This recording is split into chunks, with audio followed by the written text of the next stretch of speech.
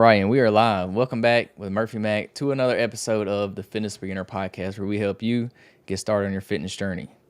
How's it going, everybody? We have another podcast episode for y'all today. We have an interview. We have a guest joining us today, and we have Dr. Diane Mueller joining us on the podcast today. So she is a double doctorate, a board certified sexologist.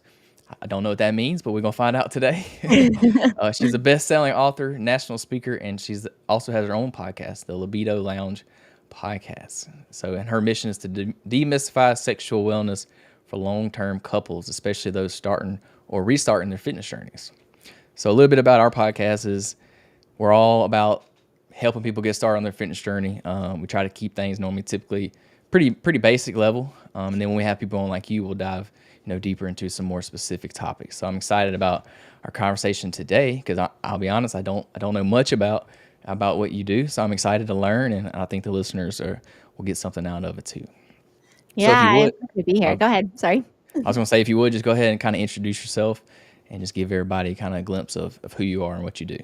Sure. So, like you said, I'm Dr. Diane Mueller. I am known as the Libido Doc because I really combine medicine, research with all the sexy stuff. So, my goal is really to help long term monogamous couples have better passion and desire.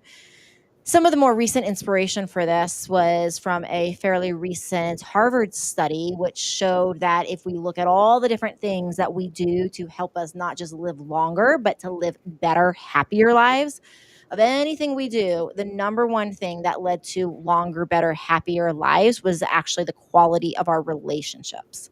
So that's a lot of what I really do is help couples that are struggling with low libido, with desire mismatch, with feeling like this part of their life is a little out of balance, a little off kilter, sometimes a lot out of balance, a lot off kilter, to find the reasons behind a low sex drive, the reasons behind low desire, and to really help them get back on track with their passion and their relationship. And to kind of just let the listeners know from like a fitness standpoint, some of the relationship here to even your fitness goals.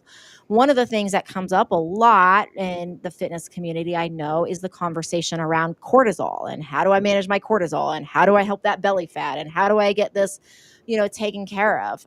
What we actually see is that the hormone oxytocin that gets released when we orgasm, the better the oxytocin, is actually directly related to being able to bring down and normalize those high cortisol levels. So it's one of oxytocin, our love hormone, is actually one of the best ways to improve hormones throughout our body, with cortisol being the top one of them. So that's one of the ways it can even fit into the world of fitness. Awesome. So how did you get into this field, into the sectional wellness? Or let me go back. What is sectional wellness for anybody that don't necessarily know? I mean, when we're saying sexual wellness, we're saying, okay, do you have a healthy libido? And then with that, so that's one tier, one column we could say of it is your libido healthy? But even within that, it's like, well, what does that mean? And that is a little bit of a difficult thing to define because medically we really don't. Like medically, when we say, okay, somebody gets diagnosed with a low libido, which is technically called hypoactive sexual desire disorder, that silly mouthful. When somebody gets that silly mouthful of a diagnosis, say, okay, your libido's low. Well, we get that when they tell their doctor for 6 months that there's libido, that their libido is low. So if you tell your doctor for 6 months you have a low sex drive, then they will stamp your paperwork and say, okay, you have a low sex drive. It doesn't really tell us what's normal. It's a very dysfunctional way of looking at it. So when we look at surveys of couples that report they are the happiest in their relationships, the average that they are having sex and being intimate is once a week. So in my world, my definition of this, because I'm oriented to helping couples thrive and helping couples be happy together. And so what I tell people is if you are not having sex in your relationship at least once a week, and it's because there's that lack of drive or desire, then that libido is low. But in sexual wellness, we're also looking beyond even desire. We're looking at, okay, well, what other things make the body function well and have this? Like, is your circulation good? Do you have good pelvic floor function? right? We also look at things like, do you have any genital shame? Do you have any body shame? Do you have any shame around having sex? Do you have any shame in any way that's preventing you from exploring this with your partner? What are your levels of communication like? Are you able to talk to your partner about this? Are you able to ask for your needs and ask for your sexual wants and desires? And all of those things, from like the personal, the physical, the interpersonal way we relate to our partner, all of that is really what makes up sexual wellness. Awesome. Yeah, this is something that don't really get talked about because it's not, like a fancy topic. But so I'm glad you joined the podcast today because I think a lot of people can learn a little bit more about it. And it's a weird conversation to have, especially with your spouse. You don't really know how to bring it up, how to talk about it. So I've been married 3 years now, so I'll still say we're Right. pretty newly married. So it's things like that is not always very comfortable. So I'm looking forward to it. Yeah, and I think it's an important point you're bringing up because we need to normalize how not normal this is in many ways, because I think so many times people feel like they're alone. Like, one survey showed that 70% of people want to talk to their doctor about sex and don't.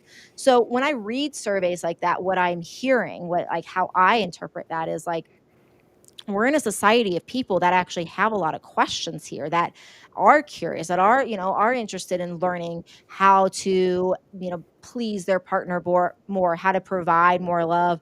They're just like curious about things. We're in the society of curiosity, and yet we don't have right now a platform where we're like really normalizing this conversation and really teaching people how to have this conversation lovingly and effectively and that sort of thing. So, so to kind of piggyback off of what you said, I really do encourage people, if they're like, "Oh, this feels like a little bit like taboo or a little uncomfortable," it's just like, that's totally normal to feel that way. Like, even when I first started talking about this, it's like, am I going to really do this? Am I going to really just go on podcasts around the world and just talk about sex? But I wake up every day and I do it because of the need, and because I just see what can happen when couples are deciding that, okay, they are going to start prioritizing this and putting effort in, what it can do to a marriage, what it can do to a long-term relationship to keep it strong. So it's normal if this is new to feel uncomfortable, but I assure you that if you're like, okay, this is uncomfortable, but I'm kind of interested, you're in the majority, not the minority of people that feel that way. Absolutely. So you mentioned a little bit about, okay, this is what I'm going to do now. So how did you get into this? Like, what inspired you to kind of focus on this, area of wellness, especially for long-term couples?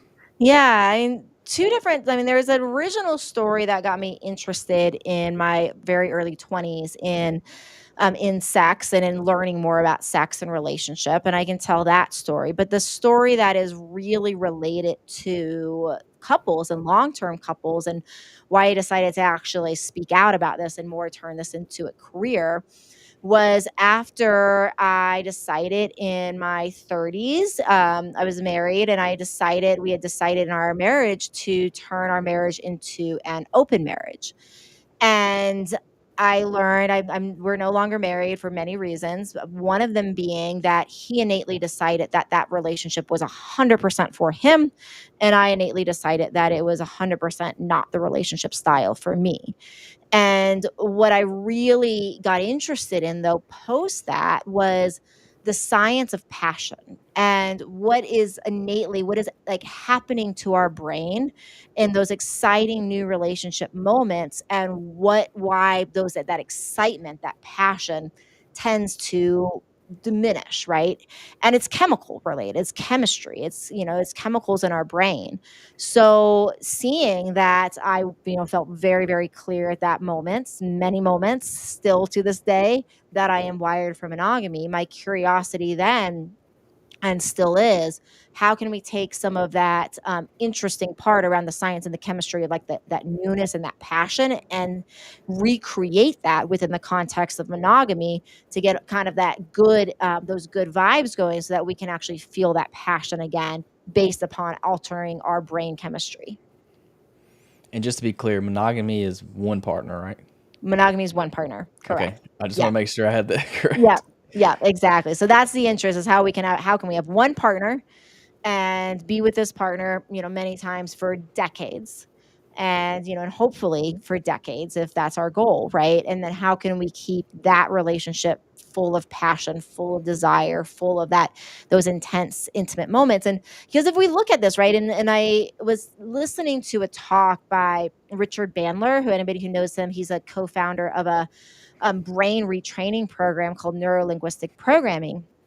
I was listening to a talk with from him many years ago, and it was like it was the way he said it was so perfect, because he was talking about when he first got married to his wife, and he was saying that, oh, when he first got married, people were coming up to him all the time and saying like, huh, well, to now that you're married, sex is going to go down. The sex is going to go down, the passion's going to go down, so you better get it in now while it's still hot. And his answer to them was something along the lines, and I'm paraphrasing, not quoting here, but it was something along the lines of not making sense, because how could you do something over and over and over and over again? And when else in life would you do something over and over and over and over again and get worse at it? So it's another example of, right, like we practice with one person, we do this act many, many, many times throughout our life. So if we do this act with this same person, just like anything else, if we cook the same dish every single day, every single week, whatever it is, we would think we would like really get better at making that dish. So same sort of thing. If we're doing this with the same person, shouldn't we get better at it instead of shouldn't it dwindle? So what is, so again, it's like that's like the work is like, what is the science behind why this happens? And how do we make it take a different path? Yeah, that's interesting. I never really thought of it that way. That makes a lot of sense though. Like Yeah. you would think you would get better and better at it, but it's kind of like you said, you get worse and worse at it, or it's not as Right. good. That's Exactly. interesting. I never thought of it that way before. Yeah. And one of the reasons do you want me to continue, or were you Oh gonna? no, you're good. You're good. Go Okay, ahead. okay. One of the reasons for that is we get into like these, what we call in the sex therapy and the sex coaching and the sex world, sexual scripts. And sexual scripts are basically like, okay, well, you kiss me this way, I kiss you back this way, we go this position, we do that act, we do this act, and then voila is the big grand finale. And most couples left to their own devices, because we are creatures of habit, right? That's, it's like most of us drive the same way to work every day, the same way to pick up our kids, even though there's multiple routes, we like get this one way and we can just lock in and do that one way without even thinking about it. So our sex lives become similar, right? Where it's just this habit and we lock into that script, A plus B equals C. And unless left to our devices, we break out of that habit. And so it's like, it's one of these things, right? Where it's like, the analogy I give sometime is like learning guitar, right? So if somebody learns to play guitar and you get taught like the C chord, and you start learning this chord and you're like, okay, I'm getting really good at this chord. And now you play the G chord and it's getting really exciting, because now you can go to C to G and G to C and you can strum in different ways. And it's like, wow, there's a lot I can do here. It feels so exciting. Very cool. C and G feel very exciting in the beginning. You can play songs with C and G. You can do all these things. Well, if 5, 10, 15, 20 and on years go by and all you were playing was the C and G chord, you're probably going to get a little bored, truthfully. It's probably going to be like, this is like not very exciting. Like, and that's what happens with long-term relationships, right? It's like left to our own devices without learning information, without having some way of educating on new things around the sex world, then we wind up just playing the C and G our whole lives. And it's just going to get boring to anybody. It doesn't mean anybody's doing anything wrong. It just means like, well, all we've had is carrots and potatoes our whole lives, and we would like to have a steak. So what are some of your tips or advice that you have for couples that do get stuck in that C and G on that chord? What do you kind of tell them? How do you get them out of that rut? Where do they go from there? Yeah, it's a really important question. And there's many different things, but one of the foundational things is starting to talk about sex. And I say this because 92% of people that report having that really satisfying sex lives, 92% of them talk about it. So that's large majority, right? We got to talk about it. And most of us are not taught how, because if we're going to break out of C and G and we're like going to try a new position or we're going to try something else new of anything, we usually want to have a conversation around like, I want to try this, maybe we're going to try a different lube, maybe we're going to try a different location, right? There's a lot of ways of bringing in newness, but in order to do that, we have to talk about it, because the other thing that really comes down to breaking out of the C and G chord is making sure that we are communicating with our partner around like, actually, that thing, that G chord is like, maybe it used to feel good, but it's not doing it anymore. Can we switch? Like, we need to be able to say that. So it is an area where we have to practice extreme caution is talking about sex, because the ego gets involved here, and the ego can so easily get hurt here. And so, and I think there's an element, at least I theorize there's an element of like evolutionary, like reasons for that, because I do think as humans, with procreation for survival of the species, right? I do think there's this almost a subconscious conscious evolutionary driver that's like, well, I need to be able to do this well, because that's how I like help with survival of the species.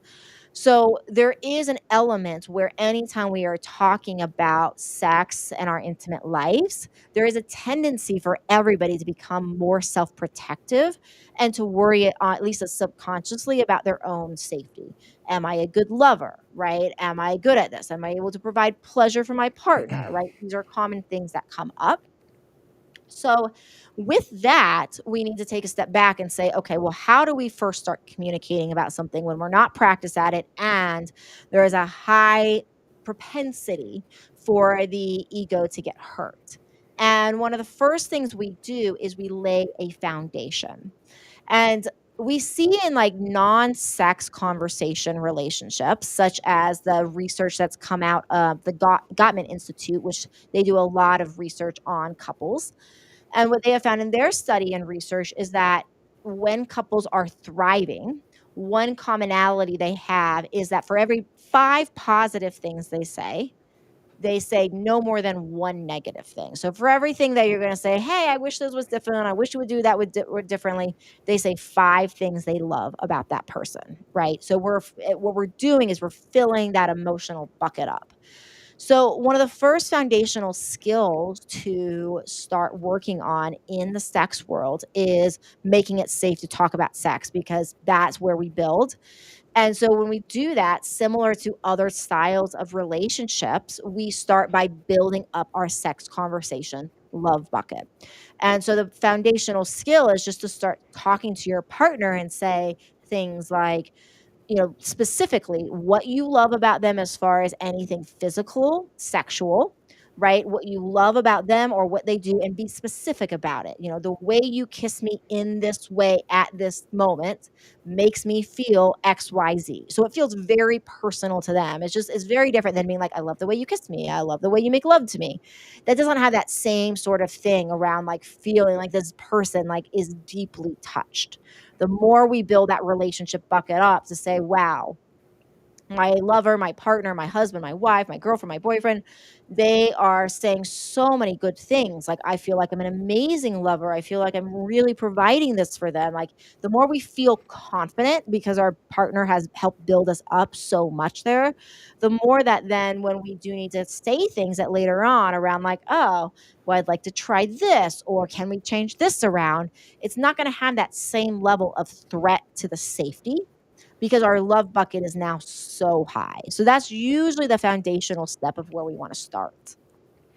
Yeah, so the main thing I hear you say is communication. Like, communication is key, and that's just in my short little 3 years of marriage. That's I've definitely learned that. I've had to learn that myself. That was one of the main things I've learned so far. That's helped our relationship tremendously. And to me, it's not just in sex life. It's for everything in your marriage. Communication is for us is like number one, and that's something that I was not good at. Like, I admit, me and my wife are totally opposite. Like, she's an open book. She tells me everything, and I'm the opposite. So I've had to work on that a lot. It's been a struggle for me, and I feel like men probably struggle with that more. So that's something I've had to work on, and it's definitely helped. Like, I've already seen improvement just trying to be more open and talk to her about more things, and she likes it too. So it's going a long ways for us. So go Yeah, ahead. I think there's an element where like with that, we've as humans, I think there's an element where we're not taught maybe as much as we were historically about like the power of curiosity, right? And with the power of curiosity comes the power of questions. And, and there is a way to answer questions too. Like, I don't know if anybody's ever been out on a date. Actually, I was talking to my partner about this, and he was talking about a date he had gone on many years ago, and this woman he was on a date with said something. He's like, asked her a question around like, oh, what do you like to do for fun? And it was something like lots of things. Where do you like to travel? All over, right? So like we can like in like those types of answers, like you can't grasp onto that, and there's not like a hook with that to lead deeper. So, I do think innately some people process things more externally, other people process things more internally. So there can be a difference too. It's like, yes, open, closed book, sure. But there is an element too where I think some people are internal processors and other people are external processors. External processors tend to like just like share more easily because that's how they actually process things and make decisions, and it helps them with their process, versus internal processors don't do that because as much because they don't need that help oftentimes in the same sort of way as like their decision making process. So with the questions and with the curiosity, I think it's like asking anytime we're saying, okay, well, communication, yes, but how do we communicate? Like, and there is an element where we can help each other around like, okay, we can start by asking more questions. And this applies sexually or non-sexually. Like sexually, it's like, what do you love about our sex life? What do you love about XYZ? What do you love about where we're having sex? What do you love about how often we're having sex? Like anything in like that curiosity standpoint. But then it also depends upon like we do want to commit as far as having good conversations and good communications to quality of answers, because we can ask questions all day long which can lead to potential getting conversations going. But in the example like where I was just sharing, where my partner was on this date long before he and I got together, where he was asking questions and the woman was giving these answers that were so like you couldn't grow the conversation. It wasn't like my favorite place to go on vacation around the world was Africa, and it was South Africa, and like here's why. And you could there was like nothing to like grab on to ask follow-up questions. So I think when like anytime we're creating communication and curiosity, sex and otherwise, we want to consider questions we're asking, and we also want to consider giving our partner, if they're asking us questions, enough context and enough information where it's like we can get the conversation going from there. Yeah. So the audience here is fitness minded. So I wanted to ask you more fitness related questions. So how does starting or restarting a fitness journey, how does that open the door for better intimacy or sexual wellness within your relationship? Well, there are surveys that show that body image dramatically makes a difference with sex drive. So, a couple different things. I mean, for sure, most people tend to feel more like getting naked and being sexy with their partner when they're feeling better about their body. And even if somebody is like just starting their fitness goals, like, I've talked to people that like, hey, and then I'm sure many listeners know this, right? Like you're having a bad day, maybe you're not feeling as good as your body, you go work out. And even though like nothing's really changed that much from that one workout, right? It accumulates over time. Um, People can have like a dramatic shift in how they're feeling, right? So when we feel better in our body, we do tend to have more of a propensity to say, hey, I'm more interested in this. There's the obvious thing that you need to have energy and stamina in order to have a drive. So certainly that is absolutely part of it. We do also see that exercise can raise our hormones, like heavy weightlifting, can improve testosterone levels. So we can also consider that from like the hormonal perspective. And as testosterone levels improve, that is one thing that can play into a healthier sex drive. Now I know the testosterone is affects men a lot, but how do you see that affecting women? Does it affect their hormones the same, or is it Oh, different? 100%. It's an important thing that you brought up, and there's a lot of just a lot of like education that needs to happen around this. Is that testosterone is actually, of any hormone that's in the female body, from a sex hormone perspective, we actually have more testosterone than estrogen and progesterone. Testosterone is actually a dominant hormone for women. It is just not dominant at the level that it is for men. So we obviously have way higher estrogen levels than men, way higher progesterone levels than men. So there is that difference. But testosterone is an incredibly important hormone for women, not only for things like muscle mass and sex drive, but even for things like building bone. So working out increases, the testosterone in women as well, just like it It, would in men. it does. It Okay, does. Yep. Absolutely. that's interesting. I didn't. Yeah. I've heard of working out increasing your testosterone, but I didn't know it had like that much of effect on you.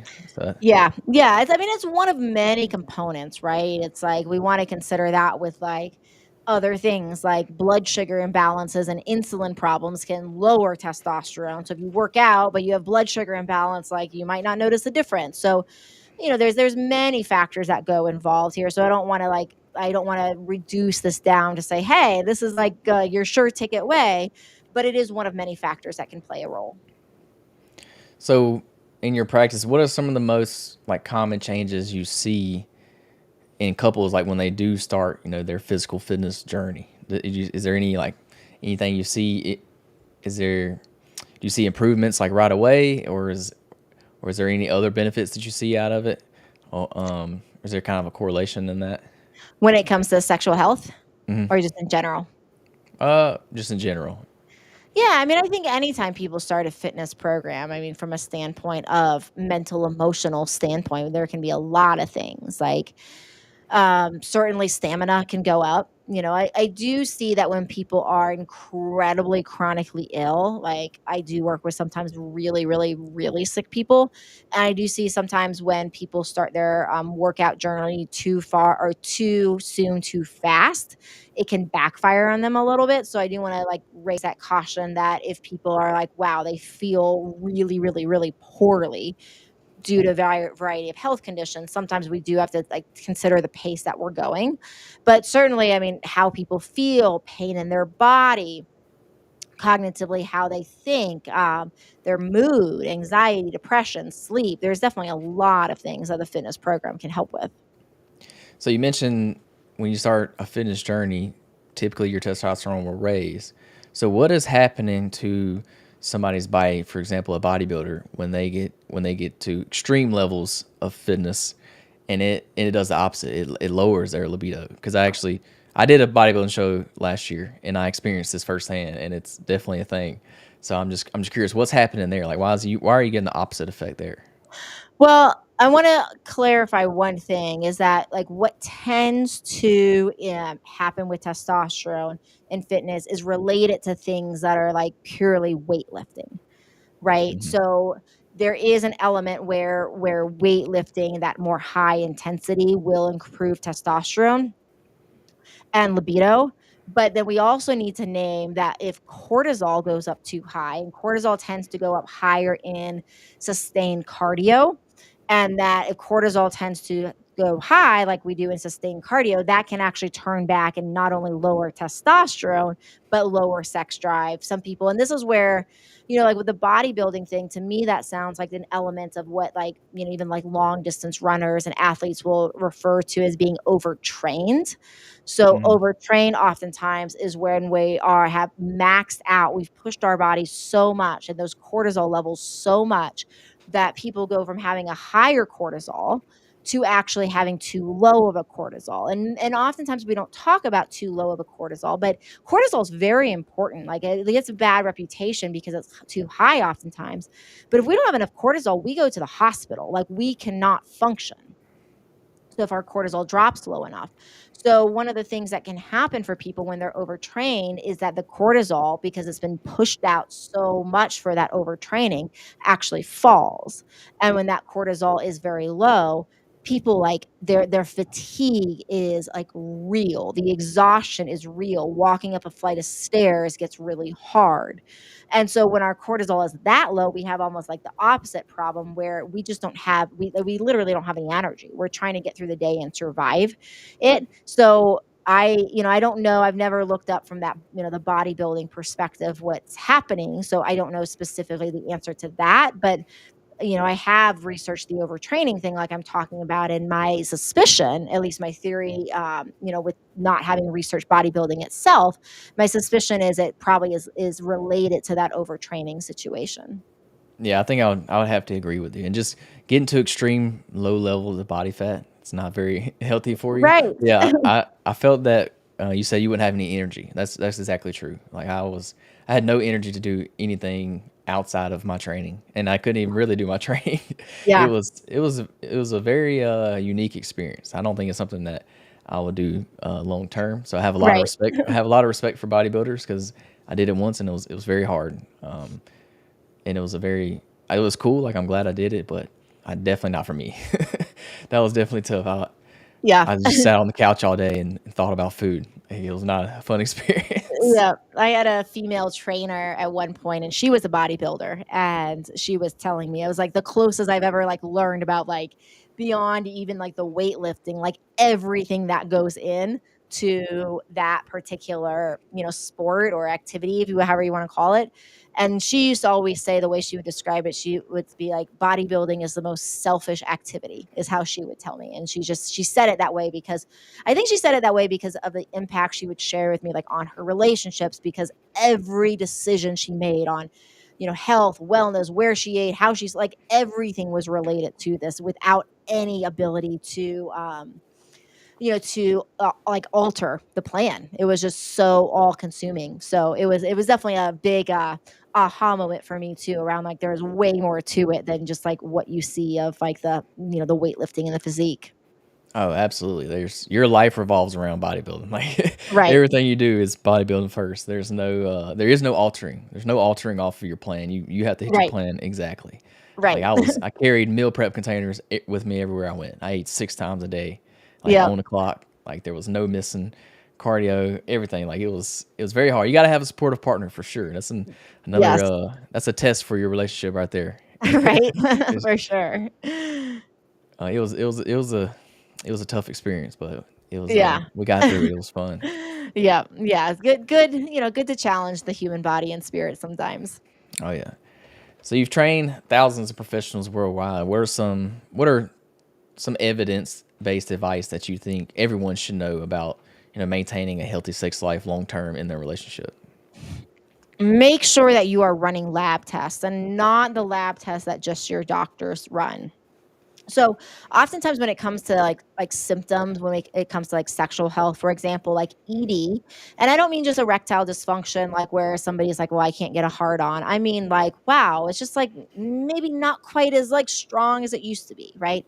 That is oftentimes the first early warning sign of a cardiovascular problem because blood doesn't just flow to the penis, it flows through the entire body. So, and same thing for women, like vaginal dryness, pelvic pain, sometimes that's a circulation issue.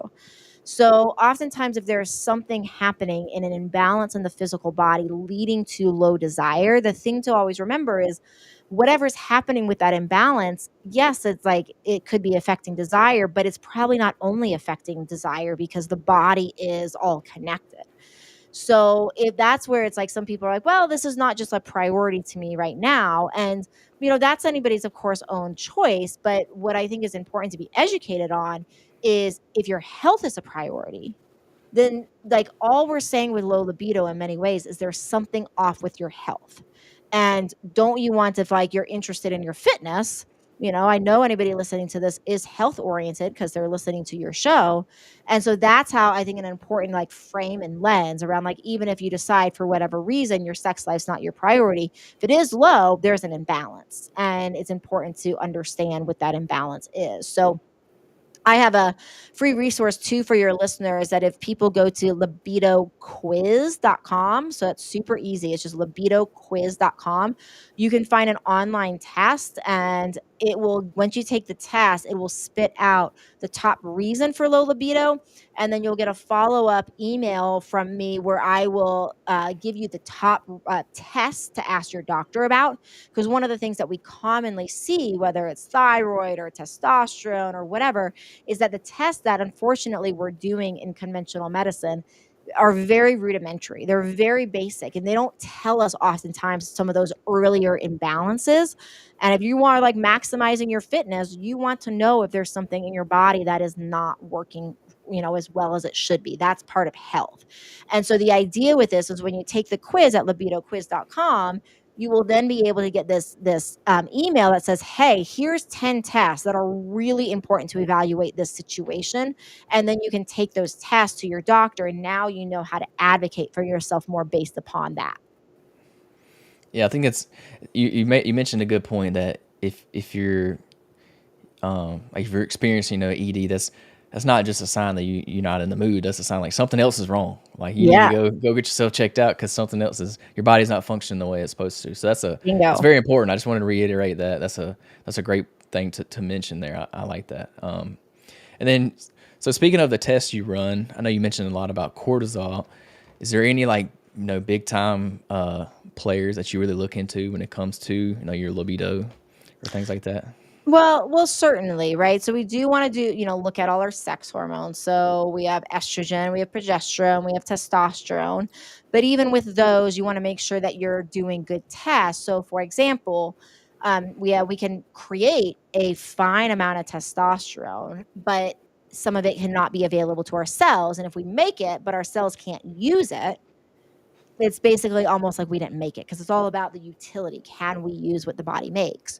So that's where we want to test the total testosterone, which is the amount our body makes, plus the free testosterone, which is the amount our body can use. So we want to make sure we're doing that. Another example of that is with estrogen. Oftentimes women are only testing for total estrogen. That tells us a total amount that we make, but we make these different types of estrogen, and some of them are weaker and some of them are stronger. So if we're making more of the weaker kind and not enough of the stronger kind, our total might look fine, but it might not be having the same impact on our cells because the majority of it is a weaker form. That also being said, it's super interesting. There's studies on men with low sex drive or a level of ED, erectile dysfunction. And some of these studies, what they do, this is going to shock the men listening, is they don't give the men testosterone, they give them estrogen. And what they find is when they give the men estrogen, their erectile function improves. And so some of what research have theorized from this is that testosterone is obviously the predominant hormone for men, but what we see is that estrogen helps testosterone work stronger in the body. So you also need to make sure you have a proper level of estrogen as a man, not too much, but just enough to make sure that it's doing its job of helping the testosterone work in a stronger way. So we want to make sure like we're considering, some of those nuances. Like, we can consider proper thyroid health, insulin levels, but I could go on and on all day, honestly, on this topic, because like thyroid is another example. Like most commonly, people when they're testing their thyroid, they're getting tests called TSH, and maybe they're getting something called T4. Well, TSH, what is the most common thyroid test, is not even thyroid hormone. It's a brain hormone. So we make TSH in our brain, and then TSH tells our thyroid to make thyroid hormone. Well, what can happen is our brain can make all the TSHs wanting to and be very good, and the levels look good, but the thyroid could just not be listening and responding to the brain. And so when we're not actually testing the thyroid and we're just testing the brain, we don't know for sure if the thyroid is responding. We're just assuming that it's responding. So we really want to make sure we're testing more thoroughly, those kind of things. And that's true for anything, whether we're talking about these, whether we're talking about neurological health, our circulation, anything. It's like the quality of the answers is really related to the quality of the test, but also to how the test is interpreted. Because another important point for people to understand is we have lowered the testosterone range of what's normal, like that. When you look at the reference range, the high and low around like, oh, this is my number where it's normal. We've lowered for testosterone that reference range about 40% in the past 45 years. So as we become sicker and sicker and a population with worse and worse testosterone levels, we just keep moving the level. So we have more people that fall in normal. So the other thing is that if you get your T tested and you're in range, but you're on that lower, half of that range, you're probably actually low testosterone. It's just that we've changed those numbers to allow people to fit into normal for whatever reason we see that is important in medicine. So you really, it's like, it really isn't just about the test and making sure you have a thorough test. It's also about making sure you have somebody that's interpreting these tests well to know if you're truly at an optimal level, because you can have a lot of symptoms and quote unquote be normal, but still have a problem in that area. So, what are some ways that you can naturally increase these numbers, like your testosterone, estrogen, outside of your normal things like sleep, eating better? We all know that. Is there any of them that I may not be thinking of that could help increase these numbers? Well, exercise. I mean, certainly, like we've talked a little bit about. So that's definitely a huge one. Definitely, I think there can be benefits from cardio, but I certainly think like our HIIT training, our weightlifting are just some of the most profound from a hormone balancing perspective. So making sure you're getting like those types of exercise in, walking, walk as much as possible is always a good plan as well. But certainly also besides that, we want to consider that cholesterol is the building block of these hormones. So this is an area where we got to get away from this thinking that cholesterol is like the big bad enemy. Obviously, cholesterol can cause problems, right? But what a lot of people don't realize is we don't consume the majority of our cholesterol. We make the majority of our cholesterol. About 80% of the cholesterol in our body we make from our liver. Well, why are we making all this cholesterol? Well, we're making the cholesterol because we need it to make things like estrogen, things like testosterone, right? So cholesterol is kind of like that grandparent of things like testosterone and estrogen. We make it out of it. So from a standpoint of like statins and these cholesterol lowering medications, like this is a not saying there's not reason for some people to be on those. Sometimes there are, but the way that we're oftentimes being overprescribed without looking to say, well, why is my cholesterol high? What do I need to change in diet, lifestyle, getting to the root versus just, going on these cholesterol medications is very, very important, because that is that building block for those things. So we really do not want to shut down our cholesterol production. Healthy fats make a difference. So definitely staying away from the industrial seed oils, our canola, sunflower, safflower. Those are getting a lot more press recently, so people might know about those. And then making sure we're eating, our good healthy fish oils or omega-3s, those types of fats.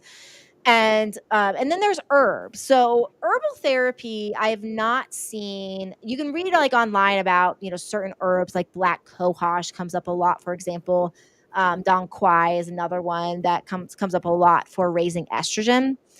In my practice, I've honestly been very unimpressed with herbs being able to change estrogen levels. There are some good things that will lower estrogen, like DIM, if somebody has a high estrogen level. But for raising estrogen from a standpoint of a woman being perimenopausal or a man being like, hey, I had low on my labs and I just want to like raise my estrogen to help my testosterone, I really haven't seen the herbs work very well.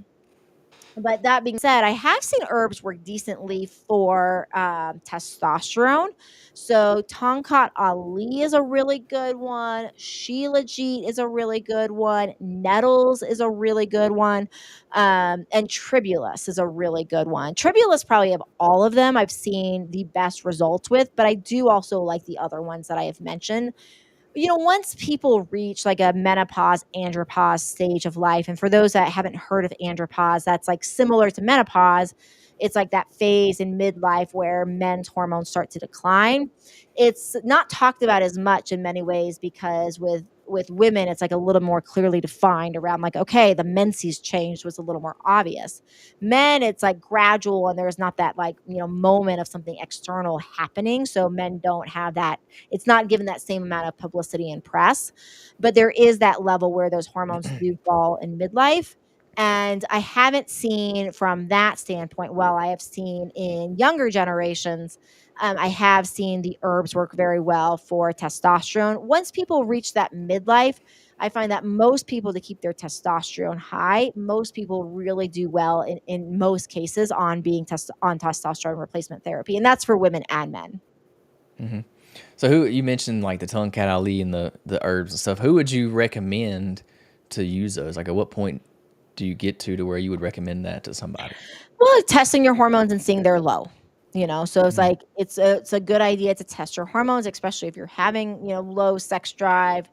But really it's just a good thing on like a yearly basis to check in on some of the basics, like your hormone levels, because you want to catch things when they're a little out of balance more than when they're a lot out of balance. Ideally, it's easier to fix. And so testing your hormones and determining that they're low compared to where they should be would be, a great time. Now, if you're more in the middle age stage of life and you're like, you want to try the herbs, I have seen herbs be helpful in combination with some of the pharmaceuticals, with some of the, the replacement therapy. So it's still from a standpoint, okay, time to try them, but it really would be, the time is really based upon, hey, you tested, which I recommend on a yearly basis, and your levels are low.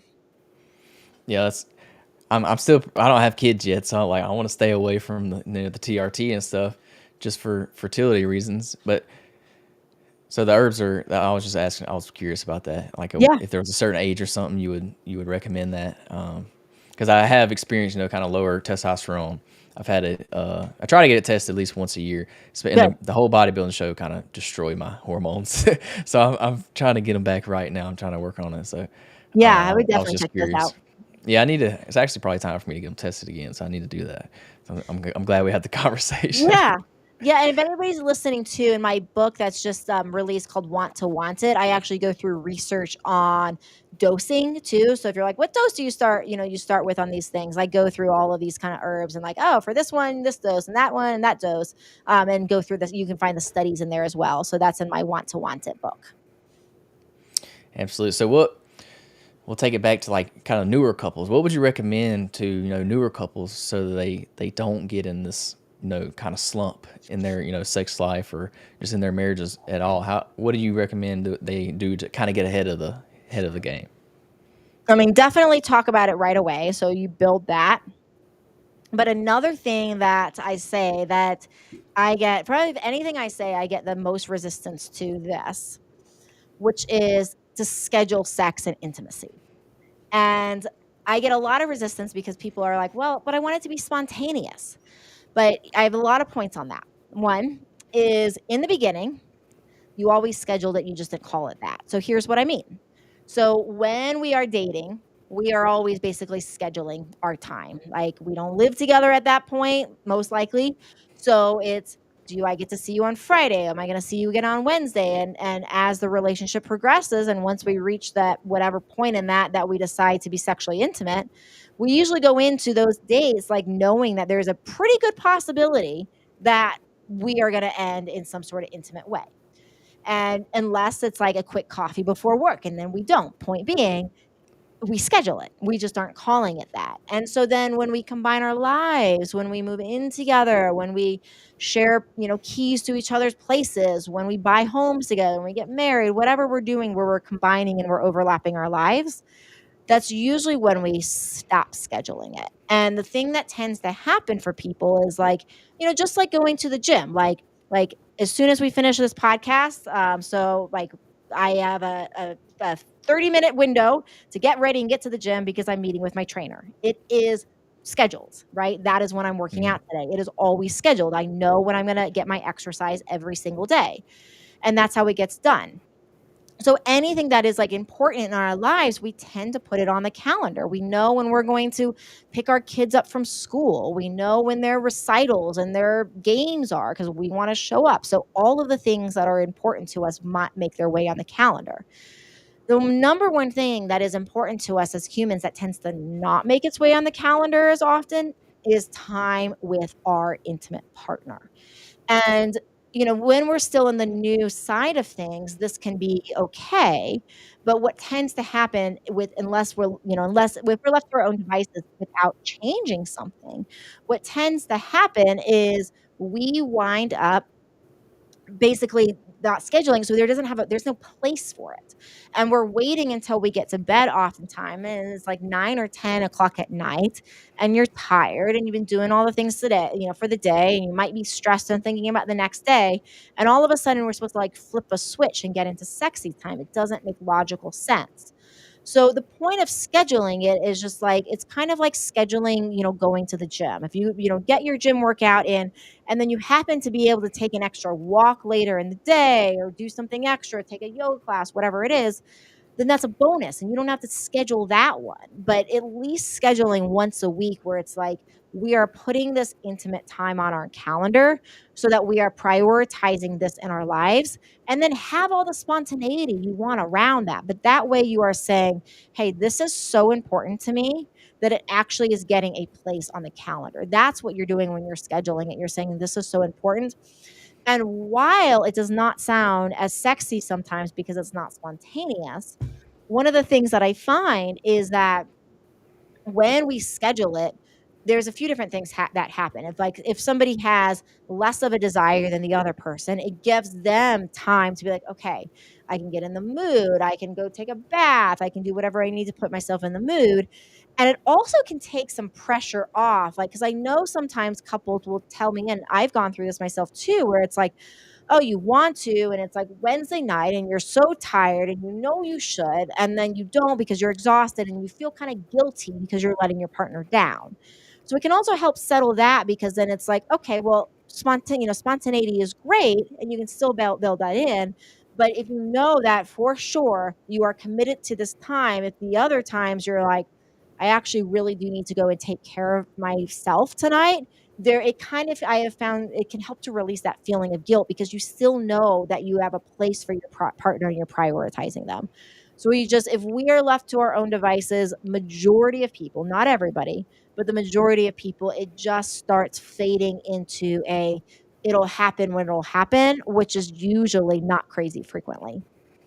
Yeah, that's a good piece of advice. We've actually done that ourselves, and it works for Right. us because we'll it's like you said, you get at 10 o'clock at night and you're tired and you're like, screw that, we're going to bed. Right. So that Exactly. that actually it's worked for us. So yeah, I definitely I relate to that for sure. Yeah. Yep. So you have a podcast of your own. So what are some things that people can expect to hear over on your podcast? Yeah, so my podcast is called Libido Lounge. It's found at every major podcast platform, so I'm everywhere. You can find me, and you can find I interview a ton of different people. It's interview anything from doctors to sex coaches, sex therapists, relationship coaches, intimacy and marriage counselors, creators of vibrators and all sorts of things. So it's really anything around love, passion, communication, how you can have a more fulfilling and passionate sex life, how you can have a more fulfilling and passionate marriage and relationship. Anything in that realm, you'll find on my channel. Awesome. So why do you think people are kind of craving this kind of education and this kind of support right now? I think in some way we probably always have. I think now that we have social media, we have ways of communicating where we're realizing we're not alone. But it's interesting, right? So if you look back to, I believe this was like in the 1960s, I think maybe even into the 70s. So don't quote me on the timing perfectly here, but there's this time period where doctors were actually curing. I'm saying this in air quotes for anybody that's listening, because what I'm about to say is very ludicrous. But when women were coming into the doctor's office and they had a lot of anxiety and they were having emotional outbursts at home and all these things, and their husbands would send them to the doctor was actually quote unquote curing them by basically fingering them to orgasm. Literally, they were getting fingered to orgasm by their doctor. And they called this, quote unquote, again, air quotes, they call this disease hysteria. And this actually motivated the creation of the first vibrator, because doctors were finding that they were getting sore from doing all these hysteria treatments. And so they needed a device where that could help them so they wouldn't have to use their fingers. But point being, like this feeling of like something being off in sex life it's not new by any means. It's just that we are now at a point where it is, well, it's still taboo. It's like enough not taboo where I think we're able to talk about this, and through channels like yours that are willing to, talk about this live and get guests like me on, I think people are starting to feel like less alone and less scared to bring it up, because there's just more resources available. All right, I want to ask you one more question, and then we'll let you go. So, if there's a couple listening now, and they're kind of feeling stuck, whether that's in their fitness or their intimacy or both, What's the first step you'd recommend them to take today to move forward? Besides beginning to talk about it, so that's like the first like at home action step is like start that foundational stuff like I already talked about, talk about it, right? Besides that, I really do recommend that you get my book, Want to Want It. So on Want to Want It, in this book, the subtitle is How to Want Sex, Have More of It, and Get Better at It. So I go through lab tests. I go through everything from that physical side. I talk about communication. I talk about how to bring more passion back in. I talk about why this might have fallen and how to get back on track. So that's a really easy way to get started. And then I also have a ton of free content. I have so much free content for people. So other ways you can learn about this and just take a first initial baby step for free is go to my website at mylibidodoc.com, and you'll see a button there that says freebies on it. So just go to the freebies tab at mylibidodoc.com, and you'll see a ton of free ways of getting started to get support as well. Awesome. Well, I think that's all I have for you today. I appreciate you joining the podcast. I learned a lot, and I think everybody else will get something from it as well. So yeah, just thank you for joining the podcast again. I enjoyed your time. If there's anywhere else you would like people to find you, you can let them know as well on your social media or wherever. I think that'll do it. I mean, you'll find me on YouTube at My Libido Doc is the handle there. You'll find me on Instagram at My Romance Doc. But to not give people like too many places, I say, go to wantit.com, mylibidodoc.com, and you'll find all those great freebies. So thank you for having Absolutely. me, Murphy. It's been a pleasure. Awesome. Thank you for joining.